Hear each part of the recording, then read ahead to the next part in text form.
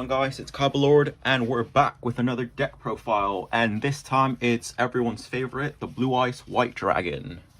Now, before we begin, I want to give a huge shout out to everyone for helping us grow in this channel, for helping us grow on Instagram and Facebook. We've passed the 200 subscribers here, and we're almost at 9,000 on Instagram, and we've passed 1,000 followers on Facebook, so thank you guys very much for all that. And don't forget to pick up your Kaiba dice. We've just had these in, which are the 3 Egyptian god cards, Slifer, Obelisk, and Ra. So definitely check these out. They're really nice quality, and with your purchase of the dice, you are supporting the Kaiba channel. Now, if you guys remember, I had you guys vote on my Instagram page for which 3 artworks of the Blue Eyes White Dragon you guys wanted me to use for this profile. I showed you guys my binder for you guys to vote for your favorite ones. I have almost every single print and rarity of the Blue Eyes White Dragon, but these are the 3 that you guys voted for the most. So the first one, the Ghost Blue Eyes White Dragon, the Anniversary Blue Eyes White Dragon, and the third one being the new Maximum Gold Blue Eyes White Dragon in the original artwork. Alright guys, let's begin. Blue Eyes White Dragon deck profile. So of course we're playing 3 of the bad boy, Blue Eyes White Dragon. We can never decide actually which rarity to play, which artwork is the best. I mean, they're all just absolutely beautiful, and I am especially loving the new premium gold rarity that Konami gave us in the OG artwork. If you haven't picked up your playset, pick it up now. It's definitely going to spike up in the future. So 3 Blue Eyes White Dragon. We're playing 2 alternative White Dragon. When I made my YouTube debut, I did a Blue Eyes White Dragon deck profile, and I used to run 3 of these, but since we're playing a heavy level 8 engine, and we're basically trying to spam into our XYZ and try an OTK, I think just 2 is necessary because you can keep recycling them, and I will tell you guys how right now. This is going to be our main draw engine. We're playing the Danger package. 1 Ogopogo, 2 Danger Bigfoot, 2 Danger Thunderbird, 1 Danger Nessie, 1 Danger Mothman, and 1 Danger Jackalope. Why are we playing Dangers? You can reveal them. If they don't get picked, you can special summon them, draw a card. If they do get picked, you can have a different effect depending on who it is. Ogopogo lets you send a card from the deck to the grave as long as it's a Danger one. That's quite a useless effect, but if we do get to summon him, he's a level 8. And then we can go into our XYZs. Bigfoot pops something. He's a big booty. Thunderbird's a big booty as well. And he pops something from the back row. Danger Nessie. He allows you to add a danger to hand. And Danger Jackalope lets you summon something in defense. A danger, obviously. And Mothman's basically draw power. They're all draw power. If you get to summon them, you draw 1 card. So I think they're really good. And they make this deck a bit consistent. It's hard making Blue Eyes consistent. We're playing 2 Galactic Spiral. I think this card's good at 2 because he's a level 8, so he's straight in material. You can discard him, and he can easily come back from the grave when you control 2 or more dragons with different types, light or dark, sorry. So he's really good. He can come back and basically make your entire board level 8, and then it's easy to go into your XC spam. So 2 Galactic Spiral. Our one-offs, we're playing the new Chaos Emperor Dragon, and we're playing Chaos Levineer. Again, they're level 8. They can go into our Xyz play. They can be summoned by banishing. They're trading material. And if you don't have the new Chaos Emperor, you can just replace him with the old Chaos Emperor. They have exactly the same effect and same attack, same level, same everything. We are playing the 1-8 Chatos, which was actually suggested by my buddy Hardcore Cards. You declare 1 type, and you basically pop the entire board if they're all that same type, and that same type you declare, you or your opponent can't summon for the rest of your turn and for the rest of the next turn. And he has to be summoned by banishing 3 monsters with different types, which, I mean, we've got Dangers, we've got Dragons, so he can easily be summoned. We're playing 2 Kaijus because obviously Dragoon is a thing, everyone's playing Dragoon. As I said, I refuse to play Dragoon in my deck, so 2 Kaijus and just any boss monster in general. Kaijus always do the work. We're playing 2 Stone of Ancients, 3 stone of legend. You already know what the stones do. He's really good because he obviously summons a blue ice for you at the end of the turn. And then he's even better because you can get a blue ice to your hand. So use them for cards of consonance, or use this one for Melody of Awakening Dragon, and you basically have 3 searches. And then he's also really good to recycle your blue ice cards back to your hand by banishing him, and they're tuners, so you can, if you want to synchro, you can go into your synchro place. We're playing 2 Sage.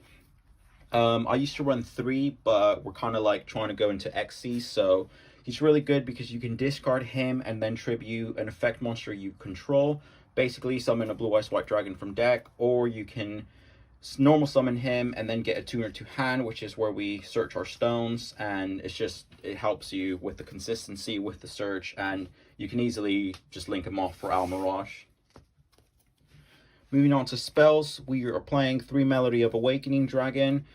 This is our main search card, as it can search every single dragon in our deck because they're all 3000 attack and 2500 defense. Discard your stones when you activate this, and then you basically get 3 searches. We're playing the 1 Dragon Shrine. I tend to always send a blue ice to grave and then send a stone to grave, and then I get a blue ice to hand. But you can do it the other way around and don't send a blue ice, just send the stone directly. We're playing for draw power, 1 Cards of Consonance. We're playing the 3 trade-in. We have a lot of level 8s. This card is really broken in level 8 decks because it's not once per turn, so you can drop all 3 if you've got enough to discard. You basically are drawing 6 cards. So, and basically you can discard dangers, you can discard your dragons because they're mostly all level 8s. We're playing 3 Return of the Dragon Lords, which is one of my absolute favorite cards. Not only because it's got an awesome artwork, but because it's really good in this deck. This is basically your Monster Reborn for level 7 and level 8 dragons, but what people forget is the protection effect it has. With this card, basically you can bring back a level 7 or 8 dragon, which is basically all of our dragons are level 8s.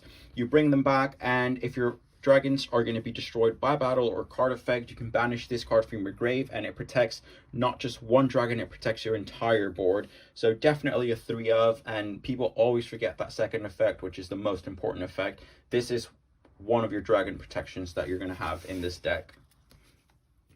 1-ofs, we're playing, of course, the 1 Harpy's Feather Duster, the 1 Raigeki, just to clear a back row, clear monsters. I play this over Lightning Storm any day.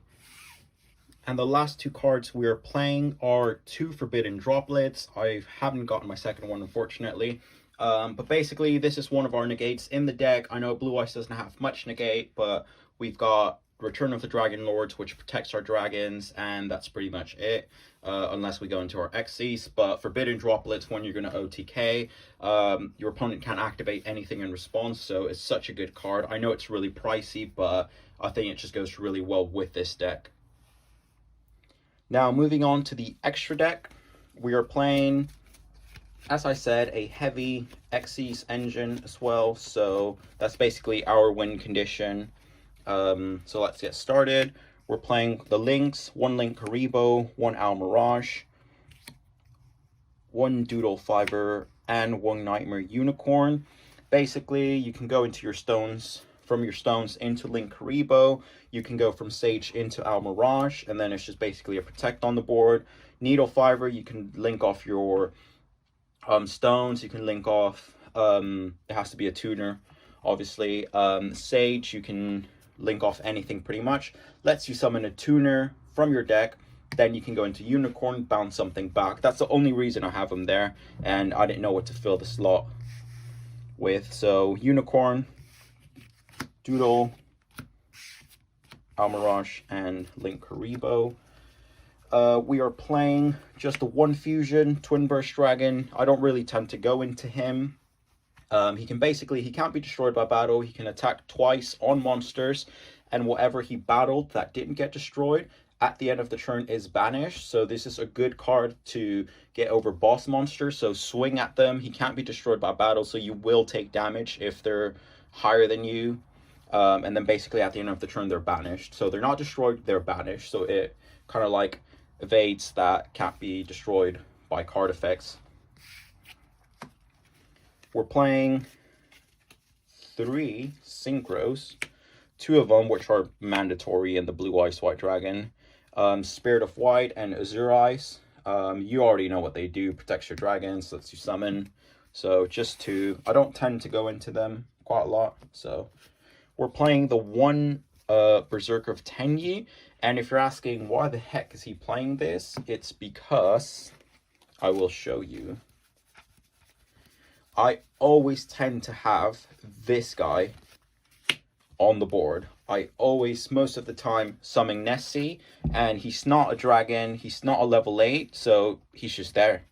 He's got a really low attack, he's just there. I'm like, what the heck am I going to do with Nessie there?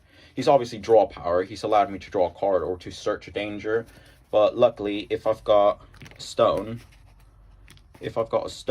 or a sage, you can synchro into Tenyi, and basically he can become a really big booty in the deck or banish an opponent's monster. So the 1 Tenyi. And for Xyz, we're playing the 1 Dingirsu. We are playing the Draglubion package. This is our OTK in the deck. But first, we're playing the Photon package.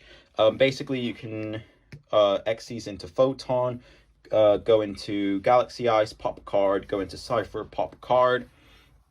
But what I tend to do is you're always going to want to go into Photon first.